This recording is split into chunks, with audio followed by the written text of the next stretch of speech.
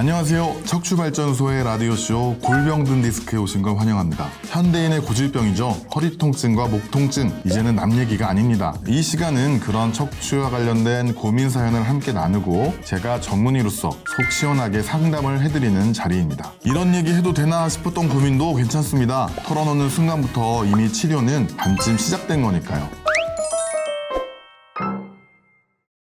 첫 번째 사연입니다. 안녕하세요. 저는 38살 주부입니다. 눈에 넣어도 아프지 않을 귀여운 아들을 2명 키우고 있습니다. 아들들은 정말 지치지도 않더군요. 하루 종일 우당탕탕 떠드는 소리가 집안에서 멈추질 않습니다. 행여나 다치지는 않을지 이리저리 쫓아다니느라 가끔은 힘에 부치기도 하네요. 그런데요, 요즘 제일 힘든 건 육아가 아니라 제 허리입니다. 사실 결혼 전부터도 허리는 약했습니다. 오래 앉아있는 직업을 가졌고 회사에서 하루 종일 모니터만 보며 일하던 때가 많았거든요. 그때도 가끔 허리를 삐끗하곤 했지만 젊으니까 파스 붙이고 하루 이틀 쉬면 괜찮아져서 대수롭지 않게 넘겼습니다. 그런데 출산하고 나서부터는 상황이 완전히 달라졌습니다. 아이를 안고 일어나려 하면 허리가 뚝 하고 끊어질 것처럼 아프고 기저귀를 가려고 허리를 숙일 때마다 칼로 찌르는 듯한 통증이 옵니다. 방사통은 없지만 허리 자체가 너무 예민해져서 작은 동작에도 삐끗하기 일쑤예요. 무엇보다 마음이 아픈 건 아이가 엄마한테 달려와 놀아달라고 할 때예요. 제가 허리가 아파서 조금만 기다려 하고 참을 때면 아이 얼굴이 시무룩해지는데 그럴 때마다 정말 미안하고 속상합니다. 아이한테 해주고 싶은 건 많은데 제 몸이 따라주질 않는 거죠. 병원에도 가봤습니다. 약을 먹거나 주사를 맞으면 한두 주는 괜찮은데 조금 지나면 또 원래대로 돌아갑니다. 반복되다 보니 앞으로 계속 이러는 건 아닐까? 아이가 크는 동안 나는 계속 아픈 엄마로만 남는 건 아닐까 하는 불안이 커집니다. 저 같은 경우 어떻게 해야 할까요? 치료를 계속 받아야 할지 아니면 다른 방법이 있는 건지 답답한 마음에 이렇게 사연을 보냅니다. 사연 잘 들었습니다. 아이도 돌봐야 되는데 허리까지 아프시니까 정말 힘드실 것 같습니다. 사연자뿐만 아니라 출산과 육아 이후에 이렇게 심해진 허리 통증 때문에 진료실을 찾으시는 분들이 굉장히 많으십니다. 사연자분께서도 마찬가지겠지만 병원에서는 큰 병원 아니라고 하는데 나는 아파 죽겠고 너무 힘들고 아기가 올 때는 마음이 찢어지고 이런 경우 정말 저도 마음이 아픕니다. 사연자분처럼 다리로 내려가는 허리 통증은 없으면서 주로 허리를 숙일 때 허리 자체에 통증이 생기는 경우는 흔히 디스크의 변성에서 비롯되는 경우가 많습니다. 즉 세월에 의한 디스크의 퇴행입니다. 사실 디스크의 퇴행이라고 하면 고령 환자에서만 생길 수 있다고 생각하는데요. 하지만 여러 가지 자세라든지 아니면 체질, 여러 가지 상황에 의해서 20, 30대에서도 디스크의 퇴행이 동반되어 있으신 분들이 많습니다. 그런 경우에는 그렇지 않은 경우에 비해서 통증이 발생할 가능성이 좀 더 높아지게 됩니다. 그리고 임신과 출산, 육아라는 그런 어렵고 복잡한 상황들이 더해지면서 증상이 더 악화될 수도 있습니다. 통증 심하실 때 병원 치료 물론 도움 되실 겁니다. 약이나 주사 혹은 물리치료나 도수치료 일시적으로 통증을 좋아지는 데는 효과적인 치료로 알려져 있습니다. 하지만 문제는 병원 치료에만 의존하게 되면 다시 또 무리한 상황이 발생하였을 때 통증이 악화될 가능성이 높아집니다. 그래서 늘 드리는 말씀인데요. 코어 근육 그리고 바른 자세 굉장히 중요합니다. 코어 근육은 허리를 지탱하는 천연 보호대 같은 근육입니다. 이 근육이 약해져 있으면 작은 동작에도 허리가 삐끗해서 통증이 발생하기가 쉽습니다. 아이를 안거나 허리를 숙이거나 무거운 물건을 들거나 이럴 때 항상 허리에 바른 자세로 무리 없이 힘을 쓸 수 있도록 자세를 교정하는 습관이 중요합니다. 특히 무거운 물건 드실 때 그리고 아이를 안아줄 때 그럴 때는 요추의 전만각은 유지하면서 엉덩이와 허벅지 힘으로 바닥을 밀어내면서 허리에 부적절한 힘이 들어가서 통증을 유발하지 않도록 하는 자세를 취하시는 것을 강력하게 권유드립니다. 이런 식으로 꾸준히 자세 교정과 코어 운동을 생활화하는 것이 지금 당장의 통증을 조절하는 것에는 병원 치료가 효과적이겠지만 미래에 있을 통증을 예방하는 것은 바른 자세 그리고 코어 운동의 생활화입니다. 이렇게 해야지 같은 문제가 반복되지 않고 아이와 건강하게 시간을 보낼 수 있습니다.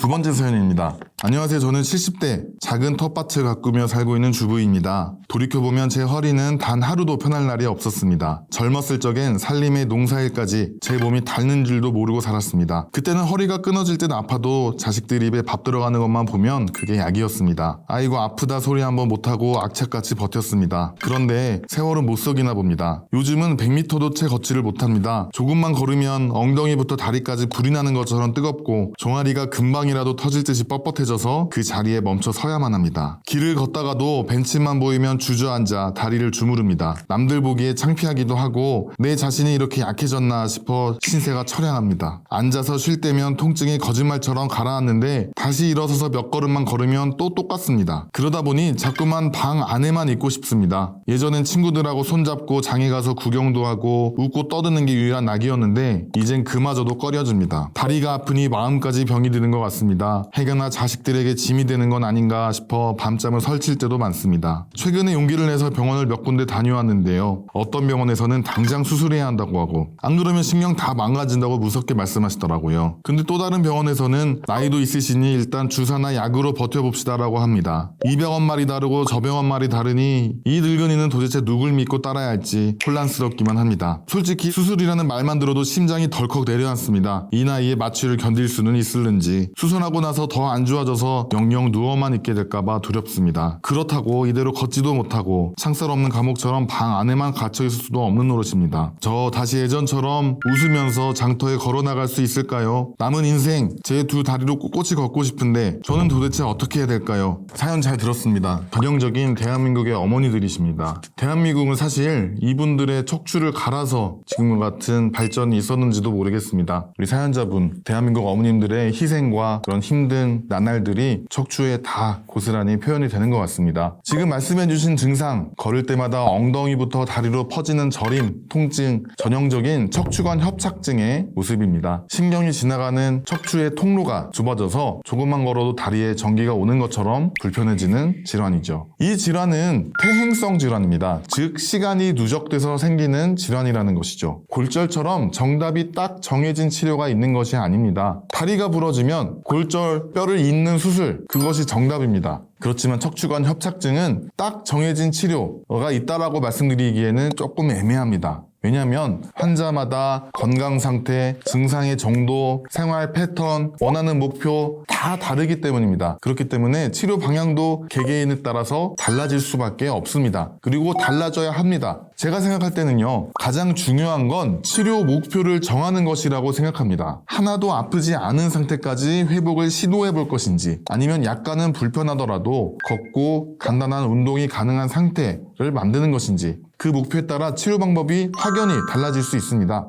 예를 들어서 약이나 주사 치료로도 일정 기간 동안 어느 정도 활동이 가능하다면 비수술적 치료를 우선 선택할 수 있습니다. 하지만 치료에 호전이 없고 현재처럼 걷기조차 힘들 만큼의 통증이 심하다면 그때는 신중하게 수술을 고려할 수도 있습니다. 그렇지만 더 중요한 건 환자의 건강 상태, 그리고 MRI 등과 같은 정밀 검사를 통해서 척추의 상태를 확인하는 것입니다. 그래서 예상되는 척추 수술의 위험성에 비해서 기대되는 회복의 정도가 클 경우에는 신중하게 수술을 고려해 볼 수 있습니다. 예상되는 위험성보다 수술로 얻을 수 있는 이점이 훨씬 크다면 그때는 오히려 수술을 적극적으로 고민해 볼 수 있습니다. 그렇지만 수술의 위험성 대비 수술의 이점이 비슷하거나 작다면 수술을 우선적으로 고려하는 데는 무리가 있을 것입니다. 하지만 수술을 하던 그렇지 않던 변하지 않는 원칙이 있습니다. 바로 근육이 중요하다는 것입니다. 허리를 지탱하는 코어 근육, 그리고 다리 근육 꾸준히 관리하셔야 됩니다. 그래야지 수술을 해도 회복이 빠르고 수술을 하지 않아도 일상을 버텨낼 힘이 생깁니다. 결론적으로 지금 단계에서 중요한 건 정확한 검사, 그리고 본인만의 목표 설정이라고 보입니다. 그 후에 약이나 주사 치료를 먼저 시도해 보시고, 그렇지만 이런저런 치료에도 효과가 없고 이렇게 제한된